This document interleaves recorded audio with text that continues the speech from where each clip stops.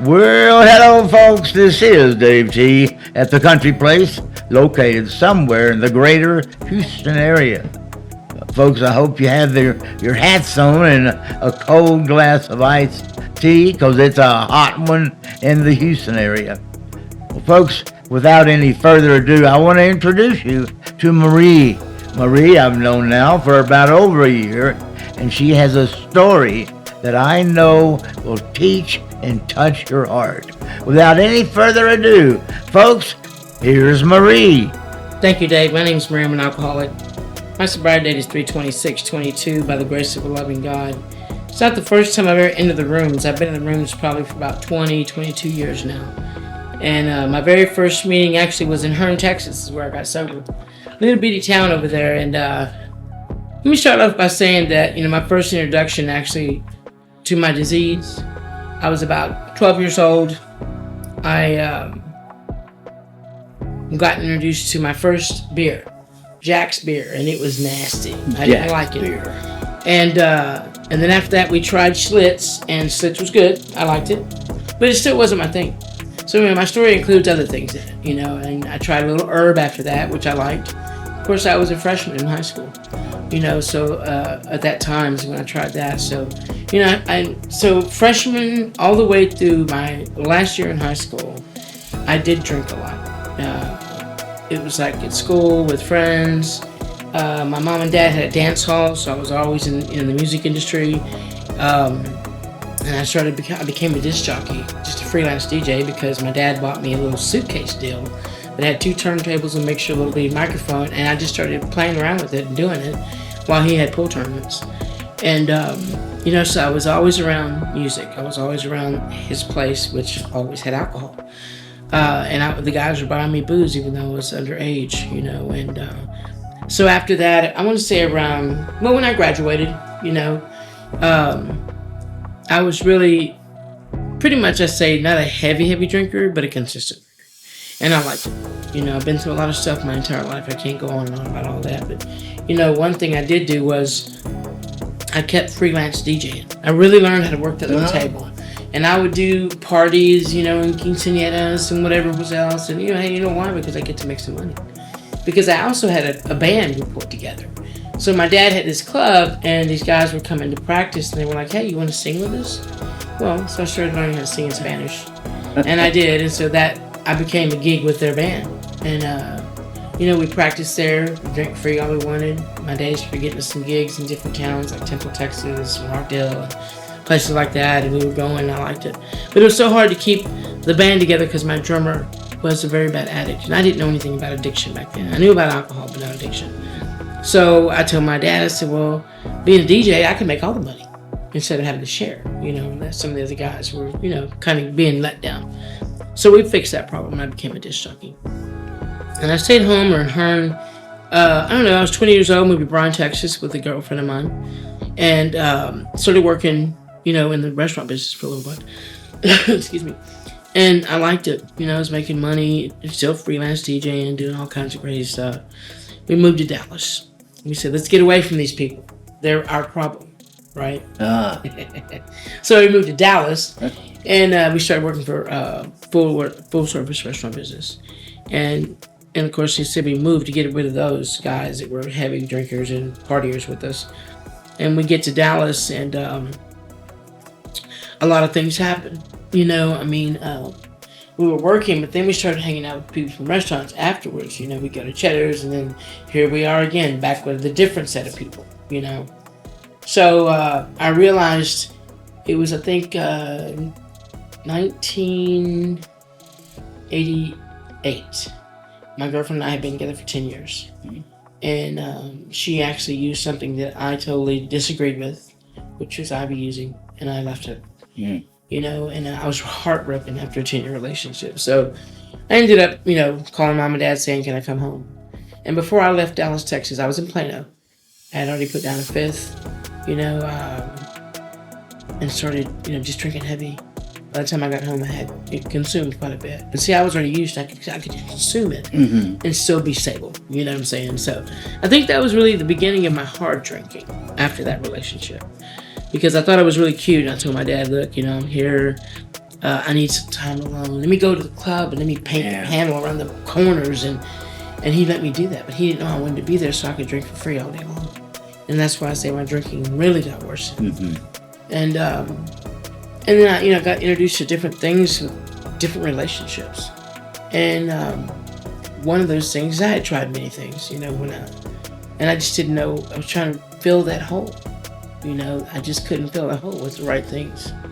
So I ended up talking to my parents about it. I stayed. And then I said, you know what? I ended up meeting this other person who introduced me to crack cocaine. And it lasted maybe about a month or two, and I got consumed in it. And I got scared. So I told my mom and dad, I said, I need to go to Dallas. I didn't tell them why, but I went to Dallas. And I had started Columbia School of Broadcasting already. And so I said, I want to go so I can finish my school. They'd give me a 2-year span to do it. It had only been like 4 months. And I said, go to Janie's, my sister's, and I'll stay with her. And I get there and I tell her, my brother, I'm here because I need help. This is where I'm at.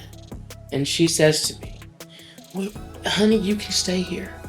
And you can drink. You just don't do the dope. I said, okay, fine. So the drinking still consisted, right? And I went back to Columbia School of Broadcasting. I was doing what I needed to do, and I finished. And when I got done, I went home to visit, and one of my counselors called me. I planned to stay like a month, and he called me and said, hey, I got a gig for you if you want to come do it. And it was in Decatur, Texas. And so it was at a jazz radio station. Jazz Till Dawn was my gig. And so I went, and I had already gotten a little job over while I was there, not just living in my sister. I got a side job at El Chico, and of course drank there too all the time. So now I'm doing El Chico, and I'm doing the radio. I'm doing like probably sleeping 4 hours a day because I still had to have time to party. And say I never saw the progression of this disease. So I was overworking myself. Again, I was just sleeping 4 hours a day, wearing my body out. We don't really realize how much we torture ourselves when we're out there. So radio was good, kept doing both until one day I was driving home from Decatur and I was kind of going off the road, and one of my girls that I worked with honked and said, pull over. And she said, you're going to kill yourself. And she said, what are you doing? I said, well, and she knew I was running my 4 hours. She said, you need to make a decision. Restaurant or the gig? Well, I could make more money at the restaurant. And they offered me internal management. So I took it because it was more money. And I stopped doing radio for a while. I would do some side gigs here and there with community radio stations. They're 89.3, which was great because it was Tejano, and I love Tejano music. And but when I did the radio station, the jazz station, what I really liked about it was I got to go I met Anita Baker, Luther Vandross, Stephanie Mills. It was so amazing to meet them. Of course, drinking, So anyway, I ended up doing that restaurant for 10 years in Dallas.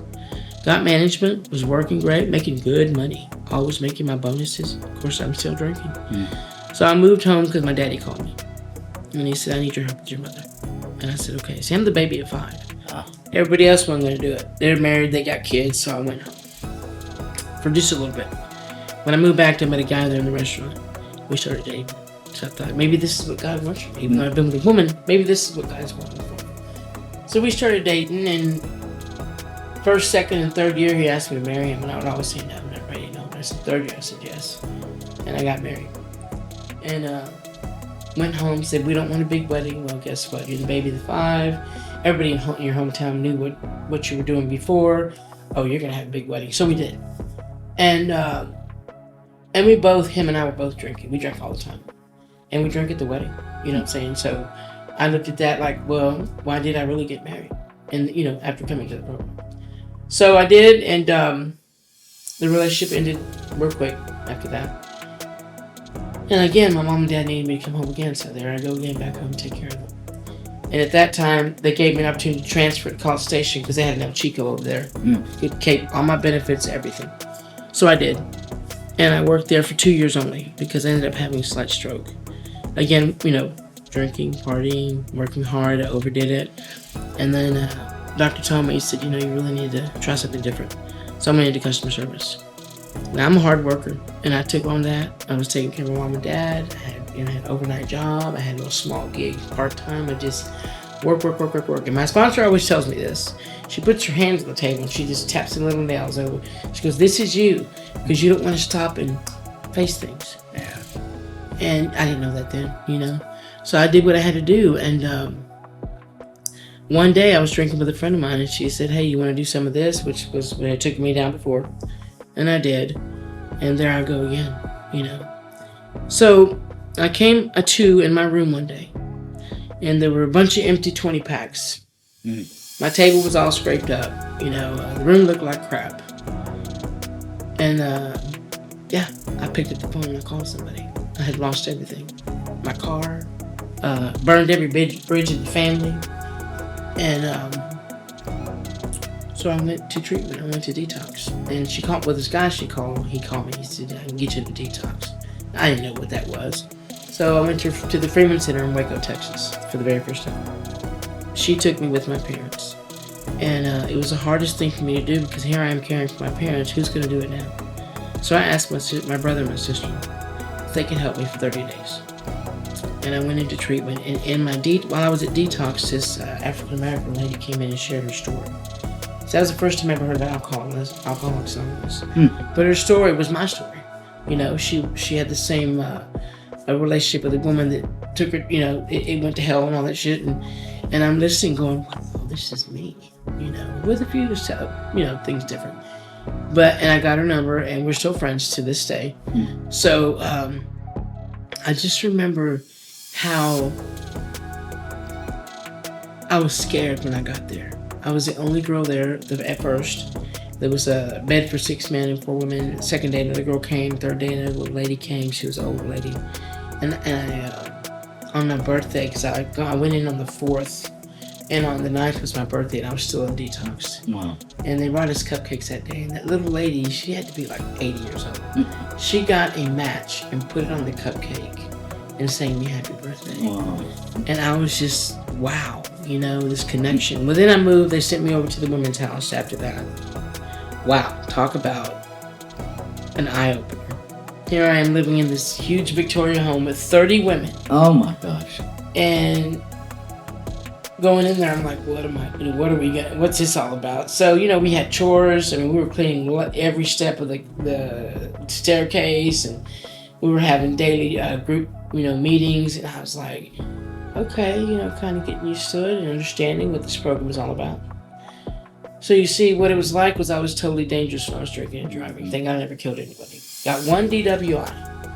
And I remember promising my dad I would never get another one. And I got that DWI, I think it was like in 1996 or so. And I was working and this guy comes in there and he says, hey, I heard you got DWI. And he worked for the police force. I said, yes, I did. He said, you got $1,500? I said, well, not in my pocket, but I can get it. Excuse me. He said, well, I'm going to give you a phone number. Get the money. Go to that lady. You'll take care of it. It won't even go on your insurance. What? So I did it.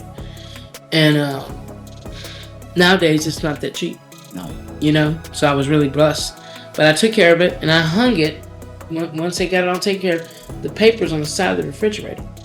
And I told my dad, I'm never going to drink and drive again. And I never did. I never drunk and drove again, but I kept drinking. You know? So when I ended up, you know, in the treatment center and started finding out about what this program was all about, you know, I was just like, wow. And I had a desire to find out what it was about. So, you know, what happened was in that treatment center, I realized that there was work to be done. So I stayed 28 days, and the only reason I went home was because I got to call my mother. And when I called, she said, I need you to come home. And I was like, why are you whispering? I said, what's wrong? She said, they don't know how to take care of me like you do. Well, I got to go, you know. So I called, I went to my counselor the next day and I said, I really need to go home. I can't stay another 2 days. She said, okay, well, you're about ready. We'll let you go. My sister-in-law and my brother came to pick me up. And it was in the evening, we got home. And when I got there, you know, we all ate dinner. And it's the doorbell rang. And it was an old dealer. See, I learned in there that I needed to change everything. People, places, and things. So I handled it. The person at the door, I handled it. And the very next day, I didn't even know her in Texas had Alcoholics Anonymous. I had been there for 19 years when I walked in. So I walk in the door and there's a cowboy in there. His name was Adrian. And I knew his son, and several other people in there knew me, But this is anonymous. I didn't know they were here. I didn't know they were alcoholics, But he said, "Hot damn, darling, I've been waiting on you." And I looked at him. I said, "Why?" He said, "Because where you're at, don't you know?" And I said, "Okay." And I sat in the meeting, and I've always said this. You've heard me share this. I got sober around a bunch of old men, and maybe one or two ladies. Anyway, it was one lady the first day. I asked her to sponsor me immediately because they told me, go to 90 meetings, 90 days, get a sponsor. So I got the sponsor. And the 90 meetings, it was a guy there that was actually a friend of mine. He was younger than me, but he had already been in the rooms. And he told me, he says, "I'm going to pick you up every day at 5:30. Be ready. And you're not going to miss one. You be ready at 5:30. In my mind, I'm thinking, who are you to tell me that? But I was ready at 5:30 every day, consecutively, 7 days a week. And he took me to meetings in Bryan, Rockdale, Lexington.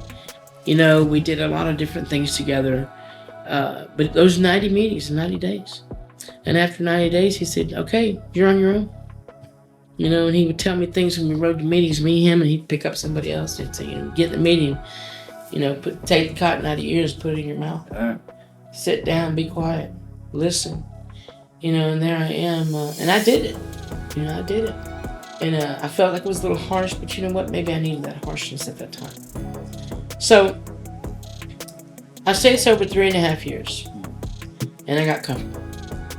One of the things I did that I feel affected it was I got into service work, and I started doing way too much service work. I forgot about Marie. I stopped going to that many meetings. I started doing things, less of the program and more of what I shouldn't be doing, And I relapsed, but I came right back in. Thank God. Yes, it was a very hard relapse, and one of my friends that was devastated came to my friend's house that day, and she said, "I'm told to take you home, get you something to eat, put you to bed, and pick you up for the 5:30 meeting in Bryan." And I said, "Okay." So she tried to feed me, but I had such a bad relapse and I didn't. But she picked me up, and when I got to that meeting, there were 7 women there that all came up and hugged me. We don't shoot our wounded. That's right. And every one of them hugged me and said, "Glad you're here." I picked up my desire chair and started working again on the program. In what year was that, Marie? That had to be in 19. Let me see. I went in 2000. No, 1989. So 3.5 years. 2023. No, not 2023. It had to be 2003. Yeah, 2003. 2000. And so here I am. I go back to the same sponsor, and I love her. I liked her because she's very hippie-ish, but she was very interesting. She told me, there's 2 things I'm gonna tell you, Marie. It's either right or wrong. And the other one is base all your decisions on fact, not on feelings and emotions. I never forget that. And I had to put it on my visor and on my mirror. And she was a wonderful woman. We always met in the backyard of her house where she took care of her parents. And we met in the backyard because there was a tree back there that her dad had committed suicide. And she felt comfortable meeting underneath that tree. And we sat knee to knee, eye to eye, all the time. Wow. You can see that honesty when you're looking at somebody. Oh, you bet. And as a matter of fact, every time I see Johnny C, he always says, "Look at me," and I look at him. I love him. But and so we started going through the steps again. And I realized the second time through the steps, I missed something. I forgot something. I had to say, I'm going to take that to the grave with me. So I did. And we did. We did it. It was hard. It was amazing. The freedom after doing that next one and doing the 5th step and just being like, wow. But there's always still, I just read about this the other day, if there's a reservation of any kind, you're going to slip again. You know what I'm saying? So anyway, I got to, ended up getting another relationship, and we were living in her and taking care of my parents. And ended up relapsing together. And this one was pretty hard. I had 8.5 years, and I relapsed. I was living in Austin, Texas. I had a great group of people up there. I was taking meetings in the Austin Recovery, another place downtown. I was doing the deal. I was going to meetings every day.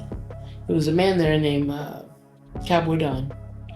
I love that man. When that day that I went in, that I relapsed, we had a room probably about as big as ours. There's probably about 60 seats or more. And when I walked in that door, there was one chair. God saved me that chair. and I sat in it. And man, and then again, there were 5 or 6 women that I knew, the elders in the program. And I would sit there with just my hands. And I listened to the whole meeting. At the end, when they started giving out chips, I stood up. I said, my name's Miranda, I'm an alcoholic, and today is my first day again. And it's also my belly button birthday. And I went and got that desire chip. And that man, Cowboy Don, came out to me. He had 2 Kleenex. He gave me one, he had one. And he started crying. Because what I shared that day was that, my girlfriend had called me. She goes, babe, when I'm coming home, will you drink a beer with me? Oh. Well, guess what? I'm an alcoholic and you're an addict. Well, I want her to come home. And I said yes. The only thing I remember is the can opening together, cheers, and that's it. And the next thing I remember is her saying, you want to eat some more? I said, well, how many have I had? Because I was playing my iPad. I wasn't focusing. And she said 5. I said, hey, no, I'm going to bed. I got to get up and go get a chip tomorrow. She said, no, you don't. I said, yes, I do. And I went to bed and I put my wallet between the mattresses because I had $500 cash. I had just done a job. Mm-hmm. So, go to bed and I get up. And that's when I went to that meeting that day, And when he looked at me, he said, I am so glad you brought your ass back. You probably would be out there in Remember never coming back. And God knows what you'd be doing. He says, thank you.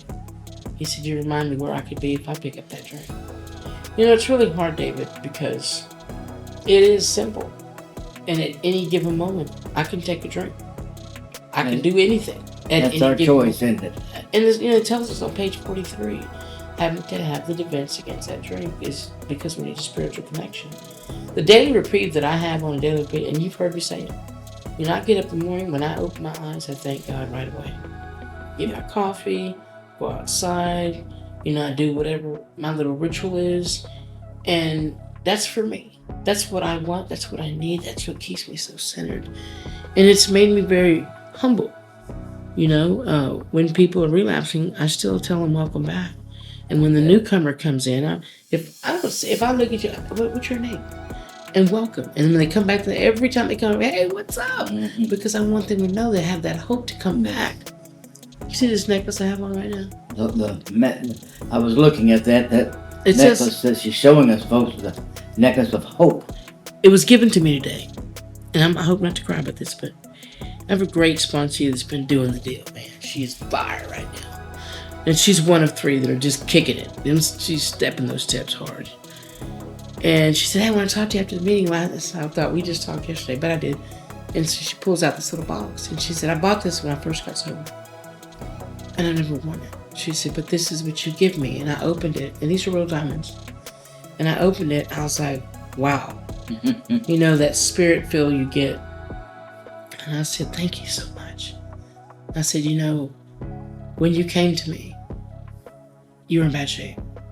But I also had hope and faith that God was going to help me and let you hear his message through me. Hear the message of what our program has talked about.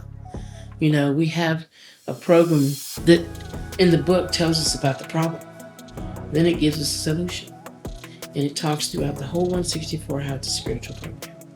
I had many spiritual experiences with every step. And I had that spiritual awakening also. I still have them today because I stay connected. I stay connected to the book, to the group. I'm trying to be there as much as I can. Sometimes I'm a bit too much, maybe. But that's my lifeline. It's exactly what I need every time. And when I see people that are struggling, I'm either going to give a little card or send them a little text and say, one day at a time, or I love you, or whatever needs to be said. My sponsor, too, I picked her when I moved here. I had my eyes on 3 different women in our group. And I really told her, I said, the one thing I remember that connected me to you, I told her, was when you prayed with your hands. There was something about that, and I would hear her share about how she had tried different ways to find her higher power. Mm-hmm. And I finally asked her to sponsor me, and she was like, yeah. It's like, wow. And we have a great relationship. I love to do service work. And so, what it was like, I learned how to drink. What happened? I learned there's a way to stay sober. I know there's a message. And today, what used to be my message is now my message. when I think about people that are struggling, and I can so relate. There was a lady in the rooms the other about 2 months ago, maybe 3, and she was sitting on that couch, and man, she was just in bad shape, and I could see it, I could feel what she was feeling.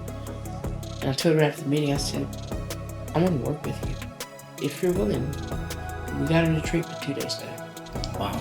And she's been out now for about 40 days or so. She still had her job, still had her car. So when I came in here, I had nothing. You're lucky. Mm-hmm. You have another chance here. And I believe that when people come back in, it's because God's grace allowed them to make it back. I said it in many meetings, every time I'd relapse, this guy would come out to me and say in my ear, you can't, I think I'll let him, and leave. And I thought, what does that mean? What does that mean? Till I realized it was A, B, and C of how it works. Something I was going to say about this thing is too, I use the big book a lot, and I also think about book studies and when I work with people.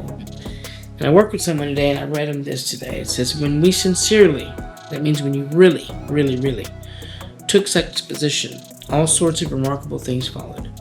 I had a new employer. Being all powerful, he provided what I needed if I kept close to him and performed his work well. Established on such a footing, I became less and less interested in myself, my little plans and my designs. More and more, I became interested in seeing what I could contribute to my life. As I felt new power flow in, as I enjoyed peace of mind, as I discovered I could face life successfully, as I became conscious of its presence, I began to lose my fear of today, tomorrow, or the hereafter. We were reborn. You see, I was lost. I was that lost sheep. When I came in, I can remember I shared my story one time over there in Hearn, and for some reason or another, when I opened up, I started out with the first verse of Amazing Grace, and then I said my name. There's a gentleman still over there, still opening the doors, and it's people that God has put in my life, like you, Mr. The one that sits next to you, Mr. Tom, the whole group. When I came to this group the first time, I was like, man, this place is good. The aura, you could feel it. And then when I came back for like a month, and I was going every day, I loved all the women's meetings with that and all that, so I started getting connected. So I moved away for a while, and I took a year's time to rebuild an intimate relationship with God of my understanding. And I mean a year's time. I would stay at home, go to meetings, that's it. Go to doctor's appointments, that's it. I had this little shack. I called it my shack. So a friend of mine had these 2 little houses he was renting. It was simply, you walked in, you had a tiny living room, a bedroom that went into a kitchen, and then a bathroom. That was it. Perfect. And a friend of mine fixed it all up, made it cute. And in that year's time, I also took the book, The Course of Miracles. And when I got to step 3, it kept telling me that I needed to quiet my mind completely. And I would call my sponsor every day. I just can't do it. What's the problem? Every day. For about the 4th, 5th day, I finally said, or she told me, are you really trying? Are you not trusting God? And it kind of got mad at her, right? And cussed her out. I just said, okay, I get it. So the very next day, I tried it. You see, when I pray, I'm talking to my God. But when I'm meditating, I'm trying to quiet my mind of all the things around me. So I can hear the whisper of the power greater than myself. And I heard it. I remember the tears flowing out of my eyes. And I could feel that I had accomplished what I wanted. To feel that relationship. To know that even now today, my roommates know that if, I tell them, they know I'm downstairs in my little garage. I sit in the garage. I got my little books around me and everything. And, it's just, that's my little safe place, so to speak, Or when I have something weighing on my mind, I go in there and I'm crying. I'm talking to the power greater than myself. Please help me. God, please help me.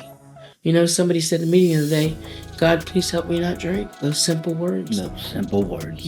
But again, I'm one drink, one hit away.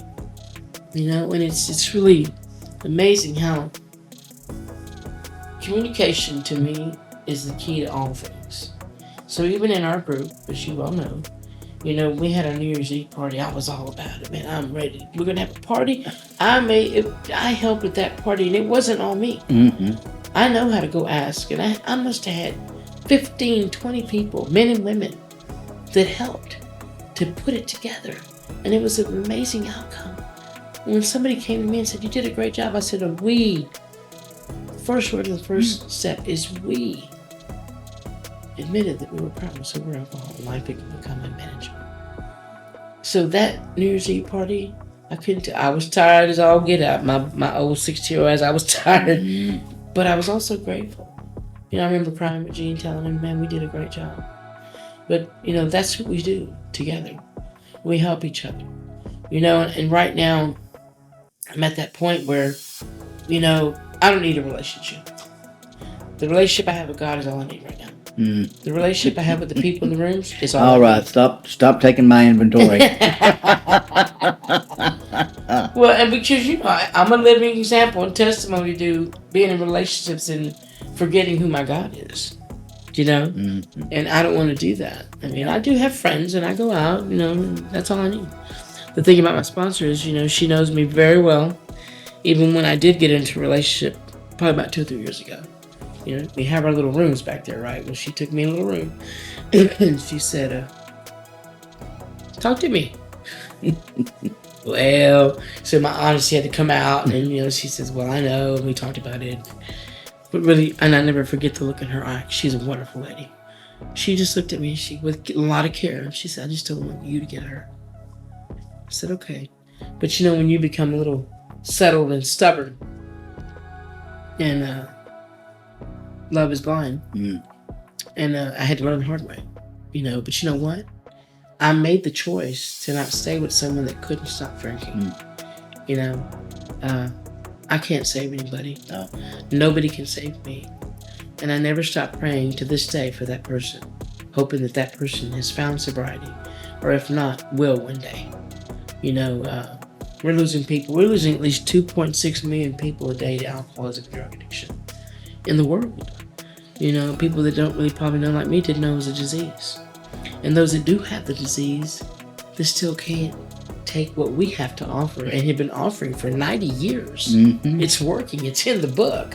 It's not no scientific thing. It hasn't accomplished it yet, as it says in the book, right? And, I have a big book right by I have 2 big books. My first, was my 3rd edition. My brother-in-law gave me. That's on my dresser. You can't hardly use it. It's coming apart. It's brown. It's got colors everywhere. But you can't even take the coin out. And the coin in that first book I have is of Bill and Bob by the guy in the hospital. And then my other book is just an extra book. I like the 3rd edition. There's a lot of good stories in the back. But the 3 stories in the back of the book are, for me, acceptance is the answer, keys to the kingdom, and freedom from bondage. I mean, I like them all. I've read them all. But those 3 right there, when I need to go somewhere to either one of those 3, that's where I go. Or I even direct my sponsees to that. Because they're testimonies of what these people have done to get through our program. When I first met you, I don't ever forget meeting you. And when I don't see you, when I saw you in that hospital. That's tough, man.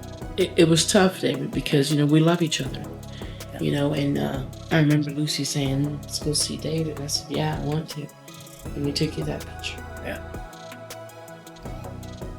Connection with people in the rooms. Some of them don't have any idea.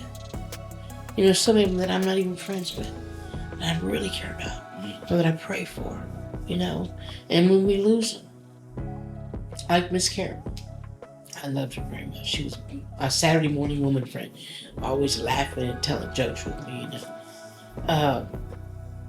It brings tears to my eyes to think. I called a guy yesterday. His name's Chris. He's dying of cancer. And when I saw him one day at the rooms, he told me I hadn't seen him in a while. He looks good all the time. Dressed really nice. And he leaned over and he said, I got 6 months to live. And I looked at him and I said, "Oh, wow." He said, "Don't feel sorry." He said, "Because I want to die sober. And I'm not trying to take any treatment that's going to affect me drug-wise." I said, "Wow." So I thought about it. I got his number and I called him. And he was so grateful that I called him. To hear my voice and say, "Wow, you care about me." I said, "I've been praying for you, dude." We have to pick up the phone, right? So even connection with other people, or calling somebody that I know is not trying to work the program, and still call them and say, "Hey, man, I was just thinking about you. Doing okay?" Because sometimes they don't pick up the phone. And that's probably the hardest thing I ever had to do. Yeah. Like I said, when I asked for help that very first time, it took a lot in me to do it. Tough. That's tough. You know, but you do it. And for me, like I said, listening to that first speaker was like a wow. I even ran into her later on in the years at it was at a convention. So we got the state convention coming up here in August. Mm-hmm. You know, I would say Houston is hosting it because we are. And that's something else my sponsor really got me into when I first got sober. So we're going to conventions. And my very first one was here in Houston. And she said, when you get there, go talk to this lady. You know, I said, okay. So I go over there. This lady hands me a red handkerchief to put around my neck and a little ugly little hat. And she said, honey, you're going to go to the front. Beth is already up there, and you ladies are going to be doing the greeting. I'm like, what the? Are you serious? Well, I did it, right? You go to any lengths. There I am in the front, meeting people left and right, telling them where the hospitality table is and all this. And so I may have not liked it at the beginning, but guess what? That was great. Yeah. You know, and even now, I mean, I did the hospitality room for Aggie Land Convention probably 2 years in a row. I did public information at the area level here in Houston. I loved it. You know, it got me out of myself. Mm-hmm. I learned how to help other people. We're anonymous, and there's so much available with our public information that people have no idea, you know, what we have going on out there. For instance, like our PSAs. Unless you're really paying attention, it's out there, you know, or even pamphlets that we can put out there. And I did that when I was in my hometown. We had we only had like 3 hotels. So we had a meeting in Hearne, Texas, and then 16 miles away there's one in Franklin, Texas. Really small meetings. But when I got public information, I realized that I could put the schedule for our meetings at both places. And I could also put, you know, where they put the pamphlets for different stuff. And I could put certain ones like, who is an alcoholic? Or am I an alcoholic? So I would do that. Well, luckily the Franklin meeting, which had about maybe max 15. These guys were working out in the field doing different stuff. Happened to come into town at that hotel, find the schedules to our meetings, and they showed up. And they were seasonal, you know. So we had 2 or 3 guys that were coming in randomly, and they literally, probably about 3 or 4 years, were like, man, we are so glad we found this. We didn't know there was a meeting here, you know, but we have to get out there, and that's what public information is for us. Is to get it out there, to get, you know, because people don't know, they're not going to look it up because we're anonymous. But we have such a great program, starting from the groups all the way up to GSO. And I'm so happy that my interest grew, you know, as I continue to do what my sponsor would tell me. And I pretty much did it all the time. She said, if you say you're going to do something, you better follow through with it. You know, I have all those little things, kind of like my dad telling me, Marie, don't let your gas tank go all the way down. All those little things he taught me when I was growing up. Guess what? I probably didn't do them, but once he passed, I remember them. The one thing I'm going to share is this. You know, I got sober when I had 8.5 years. I got sober after that. It was 3/16 of 09. I never forget it. When I got that sober, I called this old guy named Glenn, and I had helped him before. And I called him, and he said, hey, honey. And I said, Glenn, I just took my last drink last night. Will you be my sponsor? Sure. He said, I'll be at your house at 6:30. And so I went. Or he came. We sat on the porch in the back. And he was going to take me to a meeting, but he wanted to talk to me. He said, well, I'm going to ask you one question. Are you really ready? And I said, yeah, I do. You know, I never have thrown alcohol away, but I poured out 3 beers last night. And I disassociated from my enabler. And yes, I'm ready. He said, I'm not talking about drinking. He said, I'm wondering if you're really ready to connect to the power of a greater than you. You know, dead at me.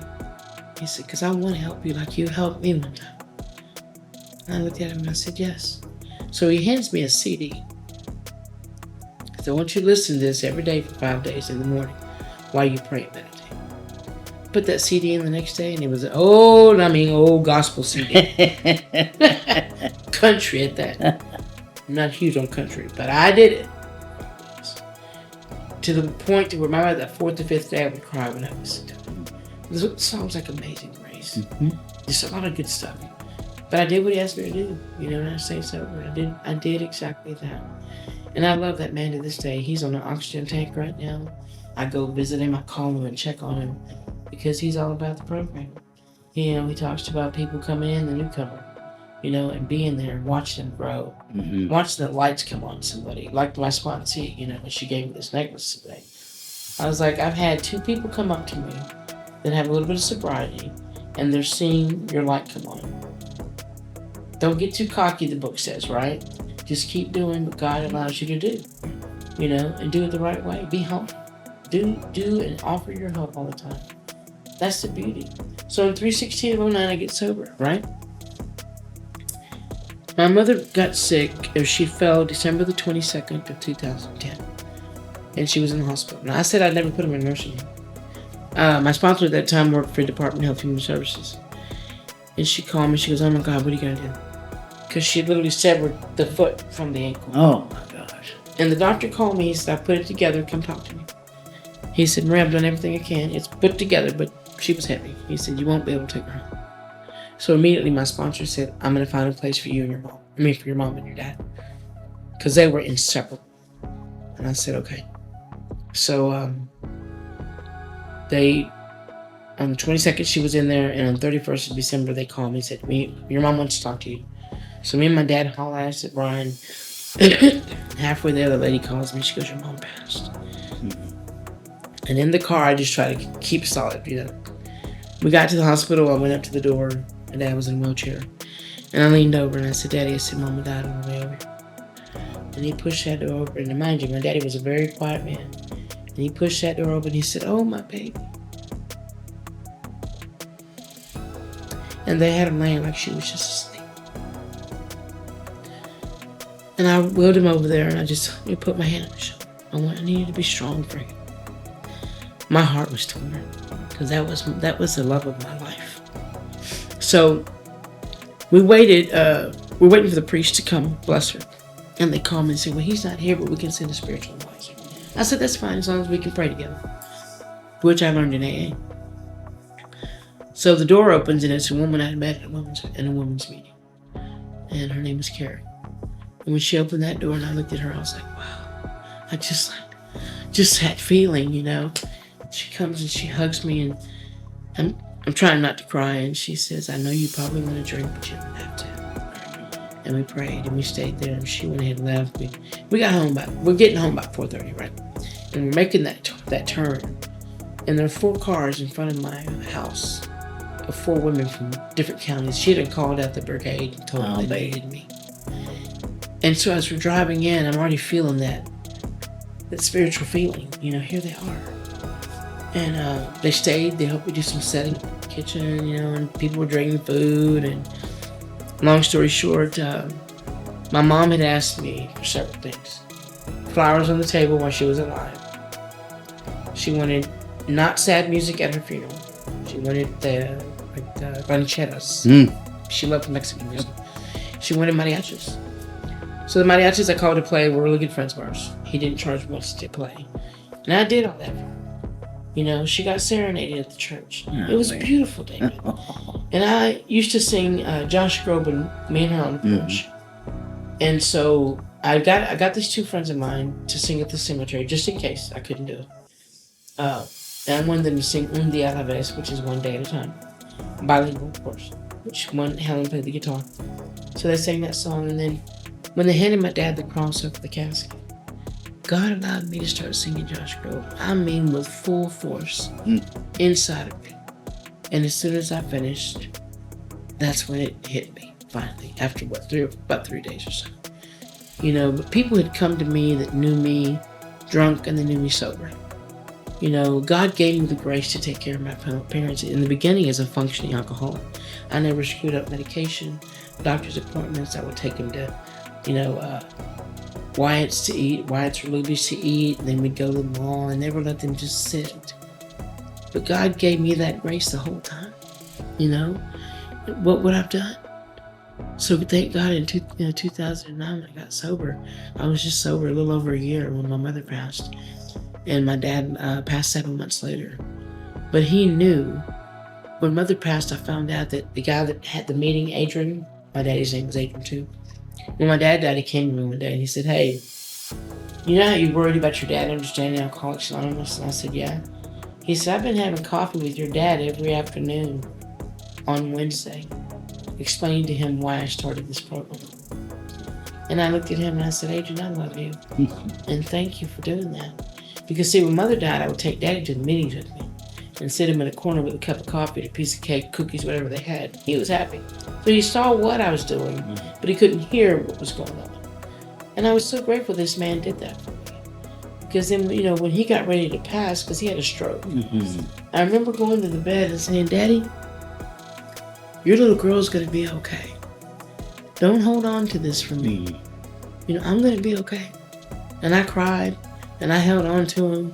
I spent the night with him, went home the next day, and they called me, that I probably needed to go before it was too late. And but again, I was able to take care of military funeral, everything. Wow. That's all God's grace because of this program. Well, tell me, Marie, to that one person out there who's listening, and I know that one person is listening, because you just have a story that touches the heart. You have that story that tells us about the language of love that this program is. What would you like to tell that one person out there? Well, first of all, there's a way out. We don't have to die from this disease so many times. And we have a program and a book that tells us how to do it. And we have a lot of good women in the rooms that are ready to help. Don't be afraid to ask for help, because it's here. It's in a lot of rooms. But you've got to be willing. You got to be honest. You got to be open-minded to what we have to offer. Because God knows it is a big thing that we offer. It's a wide open thing to many people. And it brings tears to my eyes because I know there's so many suffering in and out. And I know that when I see the ones that are in suffering, it hurts me. It hurts in my heart. And it hurts other people. You know that. It does you too. We've been there. I know I've been there. Mm-hmm. And I also know that, when you can't doubt what we have to offer. I've seen people in there that have learned to read. I've seen people that come in there and that keep coming in there, and they're taking the steps. They've got sponsors. I was leaving work from work with a sponsor, and a lady was walking in with her sponsor, and I'm like, this is an ongoing thing. And so the doors are revolving. For me, they were revolving about not being willing to be completely honest. But that's different today. I'm honest about it all. And that honesty is the first principle. That first step. Surrender. Acceptance. I say that the third step is we have that affirmative action. Let's get busy. We're going to do some business now. And we're going to start building that relationship with the loving God of our understanding. Not just saying, okay, thank God that will be done. Let's work on it. Because the book talks about it. We just talked about that. Step 4, never fear. I tell my sponsees, everybody says I relapse. Why? It's an inventory. We're not getting down to the dirt and then ready till we get to step 5. So I don't want them to be afraid of writing stuff down. We're going to talk about it. And, if you hit a bump in the road, talk to me about it. Pick up the phone, call me, don't drink. And I've seen people do it. They're doing it right now. I got one on fire right now today. Was oh boy, that makes joyful things for me. When you get in step 5, you got to remember it's me, God, and you. And like in that one room, we had a little bench that said, I'll be sitting here, you'll be sitting there, and God's going to be sitting right there. He's always here. And you're ready to be open. And let that stuff out. And always go to that page where it says, we return home for an hour. Alone. No sound. It's kind of like meditating. And we give it to God. We release all that shit that had us hunkered down. And the freedom you'll feel is amazing. If you're willing to walk the way. When you ain't got them character defects that your sponsor's going to hand you, and you're like, and I tell them, it's no big deal. You're just going to do a little research on yourself. Because that's what it's all about. We had a meeting today about step 7. Humbly ask Him to remove our shortcomings. There it is. Trusting in God again to give it back to Him. There comes that defect. Oh, damn it. Give it to Him. I have a bowl that my sponsor told me to do to put my defects in. And every day I take one out, I read it, throw it back in the bowl, and try to work on it, right? Yeah. And me and her both at one time had got the same defect 3 times in a week. It's like, okay, God, I get it. I need to work on that one pretty hard. But I do, and I still do it, Little things, the God box. You know, that too. God. I used to always relapse on step 8. And the reason why was because step 8 says, made a list, persevered harm, and became willing to make the amends. Well, see, I had half a foot in 8 and half a foot in 9. So I forgot until somebody said, Marie, it's a list. That's it. They got onto me. I said, oh yeah, you're right. Duh. And then step 9, you know, making the amends. It's pretty simple, and you know, you have to be, again, willing to forgive yourself in the beginning. You have to forgive yourself before you can forgive anybody. See, we've already been forgiven 2,000 years ago. Yeah, that's true. You know, and am I willing to walk with that? You damn right I am. You know, step 10, we continue to take personal inventory. And I do a handwritten step 10 every night. Barb makes fun of me. She said the other day, she always asks me for copies, you know, and I keep them probably for about a month. Sometimes I want to go back and look and see where was I at, what was I doing, you know, because there's things we work on. Yes. Thanks, love, and that aura around you that just excites me to be and to know a person like yourself. Folks, this is David T. and Marie here at the Country Place, wishing everybody a wonderful day. And folks, how about a nice hand from Marie? They sure love you, Marie. You got to come back, Thank right? you. Well, everybody have a wonderful day. God bless. And until next time, bye-bye. Bye for now.